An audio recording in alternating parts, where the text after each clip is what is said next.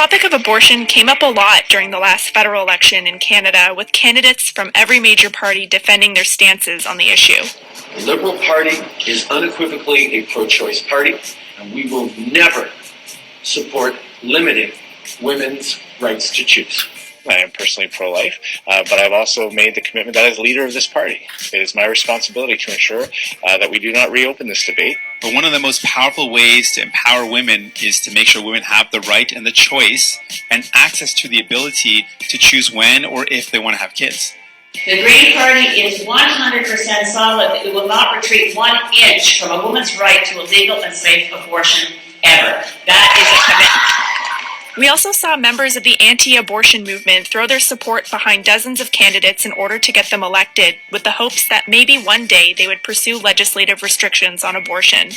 One political group founded by young anti-abortion activists called RightNow worked tirelessly since the 2015 election to help elect candidates they identified as pro-life.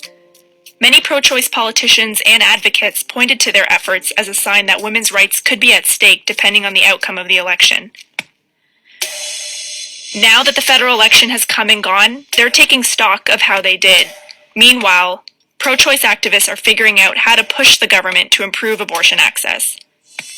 Today on the show, I'm talking to Alissa Golob, co-founder of RightNow. From Global News, I'm Rachel Brown, filling in for Tamara Kandaker, and you're listening to Wait, There's More. All right, Alissa, thanks so much for being here. I know you've had a really busy past couple of weeks. Thanks for having me. So talk to me about the outcome of the election on Monday. What are you thinking?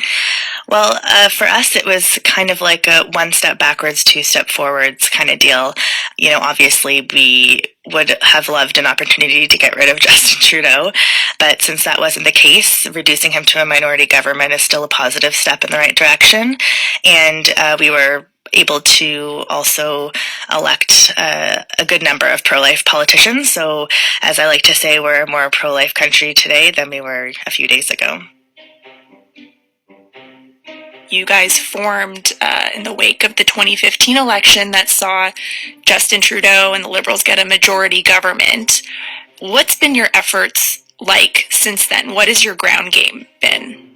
Well, our ground game isn't anything like special or secretive. We basically just tap pro-life supporters into the nomination and election process. But what's interesting about it is that pro-life people are used to traditional forms of activism, so holding up signs, rallies, protests, that kind of thing.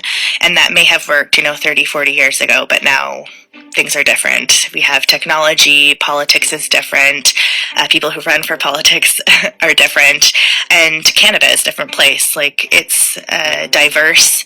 There's a lot of new Canadians who hold these social conservative values. So there's a lot of opportunity for pro-life people to have their voices heard in a more prominent way in the election process if they're just utilized correctly, and that's basically what our organization tries to do. So the sorts of things that you used to do in terms of praying, rallies against abortion, sending out postcards with pro-life messaging, why wasn't that effective in your opinion? Or why isn't that effective in terms of affecting political change?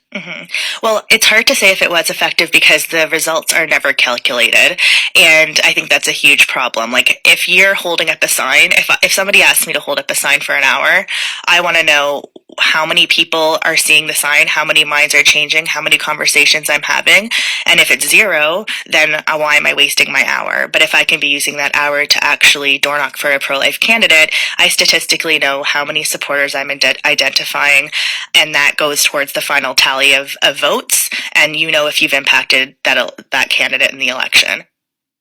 So you had these 50 ridings that you were targeting. What was the outcome of that after Monday's results, or I guess Tuesday morning? Yeah, so because the Liberals did so well in the GTA and a lot of our ridings were in Ontario, we didn't win as many as we would have liked. That being said, out of the 22 additional Conservative candidates, 15 of them are pro-life. So with the ones that actually won, we were able to get a majority there.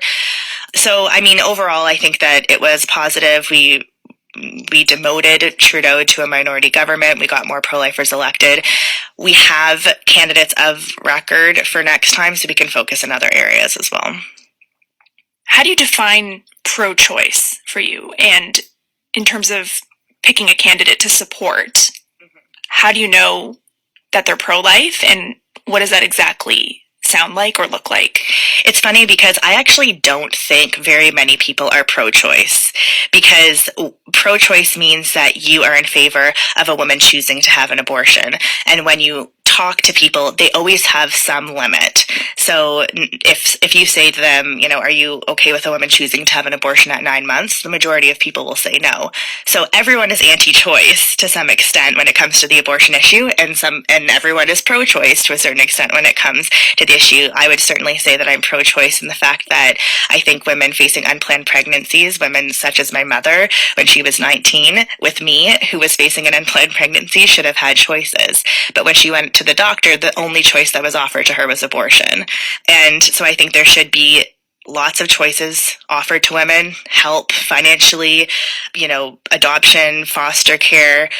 In Toronto, if you're a woman who is in an abusive relationship who gets pregnant and needs subsidized housing or goes into a shelter, if you're pregnant, it doesn't put you up farther on the list. And there's a waiting list of about 5 years. Well, you're talking about things like affordability and housing and, improving the quality of life for people, including women who are pregnant. So why focus on the issue of restricting abortion? Why not focus on these issues that you're talking about in terms of affordability, improving quality of life, maybe access to pharmacare? Yeah, I think it's not a either or, it's a both and. And for us, I think, we fervently supported Mark Garrettson, a Liberal MP, who put forward a bill that would have helped women who are working in industrial industries or kind of blue collar jobs to have staggered maternity leave so that they would be able to actually get it and work longer because they needed to in certain jobs. That was a ardently pro-life bill. It wasn't an anti-abortion bill, but it was a pro-life bill because it was helping women who were pregnant. There is common ground. I've actually had meetings with very pro-choice MPs, conservative and liberal, who want to help women facing unplanned pregnancies in these ways. The candidates that you guys threw your support behind were all conservative, all identified as pro-life conservative. But you had Andrew Scheer talk about the fact that even though he himself is personally pro-life and identifies as such, he wouldn't reopen the issue of abortion if elected, and that he would go against any efforts by his government, by a conservative government, to do so. So nothing on this issue has changed for our party. We have always made it very clear that we will not support reopening the issue. The Conservative government will not reopen this issue. And as Prime Minister, I will vote against any measure that does attempt to do that. And I assume, we can kind of extrapolate from that to the current situation where he may not reopen this debate or support MPs at Parliament who are conservative from doing so. So how do you kind of reconcile the rhetoric coming from the Conservative Party leader on this issue, that he won't reopen the abortion debate? Yeah, I think Andrew Scheer was very deliberately ambiguous when it comes to this issue, because it's no secret that he is pro-life. He has 5 kids, his kids go to Christian school, his dad's a deacon.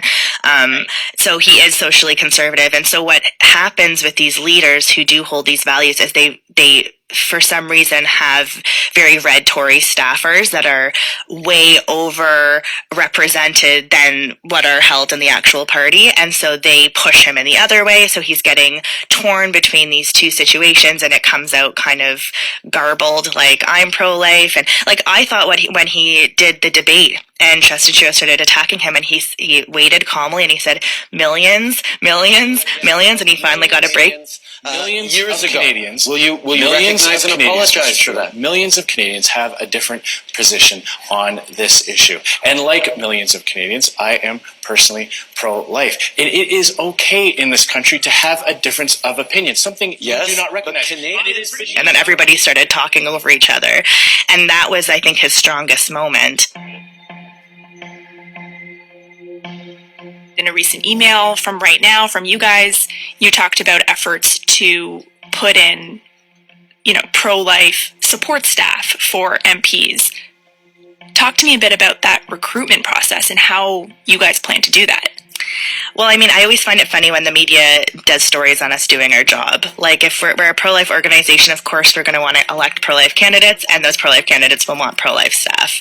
Just like, pro-choice candidates want pro-choice staff. Like, why isn't there a story about that? I think that it's, of course, pro-life members of parliament want pro-life staff, and if we can facilitate that in any way, we're going to do that. Why is there a story there? I don't understand it. Yeah, I think it's a story about the efforts of your movement. There's a lot of interest in the organization. It's highly organized. I've written about this. You guys are very coordinated, and I think people are interested in that fact and sort of what the results could be, or what the implications could be of you guys working for candidates, working for political staffers, that sort of thing. Mm-hmm. Sure. So what's next for you guys? Well, the next step for me immediately is to have sushi and take a nap. But after that, we'll be working to continue, like, there probably is going to be an election in the near future, hopefully. So I think just preparing for the upcoming looming election, and just continuing to do what we do, and focusing on areas that we can win and getting more pro-life candidates elected. How would you describe the strength of the pro-life movement in Canada and where it's headed? Well, I think the pro-life movement in Canada is small but mighty, and I also think that the pro-life support, people who hold the pro-life opinion, are a lot larger than people believe. So for us, it's about growing the pro-life movement where it's at, to identify these supporters and intensify them on the issue and go from there. Do you think people underestimate your movement? To a certain extent, and that's what I have no problem with that. All right, Alissa, thanks so much. Yeah, thank you.